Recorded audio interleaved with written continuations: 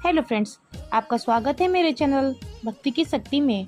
आज मैं आपके लिए माघ पूर्णिमा की कथा लेकर आई हूँ। अगर आपको यह कथा पसंद आए तो कमेंट बॉक्स में भगवान विष्णु और माता लक्ष्मी की जय अवश्य लिखें।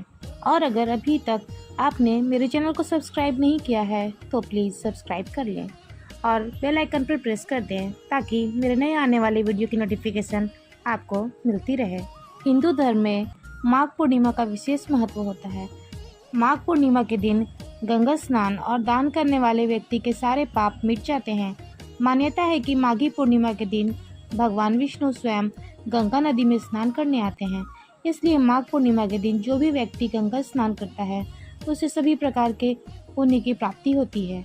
कहा जाता है कि माघ पूर्णिमा के दिन शुभ मुहूर्त में पूजा करने से वैकुंठ की प्राप्ति होती है। माघ पूर्णिमा के दिन दान पुण्य करने से 32 गुना फल मिलता है, इसलिए इसे 32वीं पूर्णिमा भी कहा जाता है। पद्म पुराण के अनुसार भगवान विष्णु जप, तप और स्नान से बाकी महीनों में उतना प्रसन्न नहीं होते हैं जितना वे माघ मास में स्नान करने से होते हैं। माघ मास में स्नान के अलावा दान का भी विशेष महत्व होता है। इस महीने में कंबल, गुड़ और तिल का दान उत्तम माना जाता है। माघ पूर्णिमा के दिन भगवान विष्णु के साथ माता लक्ष्मी की भी पूजा करनी चाहिए। इस दिन माता लक्ष्मी की पूजा करने से माता लक्ष्मी की विशेष कृपा प्राप्त होती है। माघ पूर्णिमा की व्रत की कथा। पौराणिक कथा के अनुसार कांतिका नगर में धनेश्वर नाम का एक ब्राह्मण रहता था। वे अपना जीवन निर्वाह दान पर करते थे। ब्राह्मण और उसकी पत्नी की कोई संतान नहीं थी। वे दोनों इस बात से बहुत दुखी रहते थे। एक दिन ब्राह्मण की पत्नी नगर में भिक्षा मांगने गई, लेकिन किसी ने भी उसे भिक्षा नहीं दी और सभी ने उसे बांझ कहकर भिक्षा देने से मना कर दिया। तब ब्राह्मण की पत्नी अपने घर लौट आई और वह बहुत दुखी हुई। उन्हें दुखी देखकर ब्राह्मण ने इसका कारण पूछा तो ब्राह्मणी ने उन्हें सब बात बता दी। ब्राह्मणी की बातों को सुनकर ब्राह्मण को भी बहुत दुख हुआ।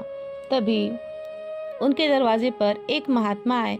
उन्होंने साधु महात्मा को प्रणाम किया। तब साधु महात्मा बोले, क्या बात है, आप लोग बहुत दुखी लग रहे हैं।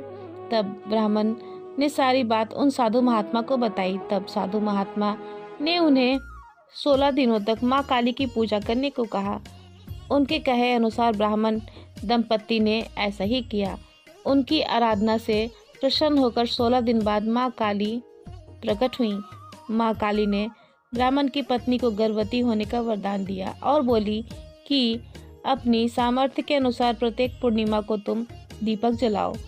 इस तरह हर पूर्णिमा के दिन एक दीपक बढ़ाती जाना, जब तक कम से कम 32 दीपक न हो जाएं। ब्राह्मण ने अपनी पत्नी को पूजा के लिए पेड़ से कच्चा आम तोड़ कर दिया। फल खाते ही ब्राह्मणी गर्भवती हो गई। प्रत्येक पूर्णिमा को वह माँ काली के कहे अनुसार दीपक जलाती रही। माँ काली की कृपा से उनके घर एक पुत्र ने जन्म लिया, जिसका नाम देवदास रखा गया। धीरे धीरे समय बीतता गया और वह बालक बड़ा हो गया। जब वह बालक 16 वर्ष का होने वाला था तो ब्राह्मण ने उसे उसके मामा के साथ काशी भेज दिया और ब्राह्मण और ब्राह्मणी माँ भगवती और पूर्णमासी का व्रत करने लगे। काशी में उन दोनों के साथ एक घटना हो गई, जिसके कारण धोखे से देवदास का विवाह हो गया। देवदास बोला कि वह अल्पायु है, परंतु फिर भी जबरन उसका विवाह करवा दिया गया। कुछ समय बाद काल उसके प्राण लेने आए, लेकिन ब्राह्मण दंपत्ति ने पूर्णिमा का व्रत रखा था, इसलिए काल उसका कुछ भी नहीं बिगाड़ पाए। और फिर देवदास अपनी पत्नी और मामा के साथ अपने घर लौट आए। ब्राह्मण और ब्राह्मणी अपने पुत्र और अपनी बहू को देखकर बहुत खुश हुए और ब्राह्मण दंपत्ति अपने बेटे बहू के साथ खुशी खुशी रहने लगे। तभी से कहा जाता है कि पूर्णिमा के दिन व्रत करने से संकट से मुक्ति मिलती है और सभी मनोकामनाएं पूर्ण होती हैं।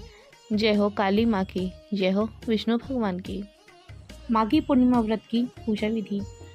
माघी पूर्णिमा के दिन प्रातःकाल उठकर घर की साफ सफाई करके गंगा नदी या पवित्र नदियों में स्नान करें या फिर घर में ही पानी में गंगा जल मिलाकर स्नान कर लें। स्नान के बाद भगवान का ध्यान करते हुए सबसे पहले भगवान सूर्य को ओम नमो नारायणम मंत्र का जाप करते हुए जल चढ़ाएं, फिर जल में तिल डालकर तर्पण करें। तर्पण करने के बाद भगवान विष्णु और माता लक्ष्मी की पूजा करें। भोग में चरणामृत, पान, रोली, मौली, कुमकुम, फूल, फल, सुपारी, तुलसी और दुर्वा आदि चीज़ें भगवान को अर्पित करें। अंत में आरती करें। पूजा समाप्त होने के बाद गरीब और असहाय लोगों और ब्राह्मण को दान दें। दान में काले तिल का विशेष रूप से उपयोग करें। माघ माह में काले तिल से हवन और काले तिल से पितरों का तर्पण करना चाहिए। माघ पूर्णिमा का महत्व। माघ पूर्णिमा बहुत ही महत्वपूर्ण है।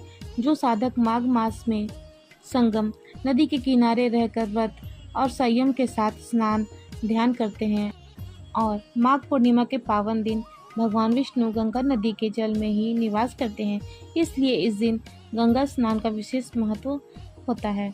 ज्योतिष के अनुसार माघ मास की पूर्णिमा पर चंद्रमा मघा नक्षत्र और सिंह राशि में स्थित होता है।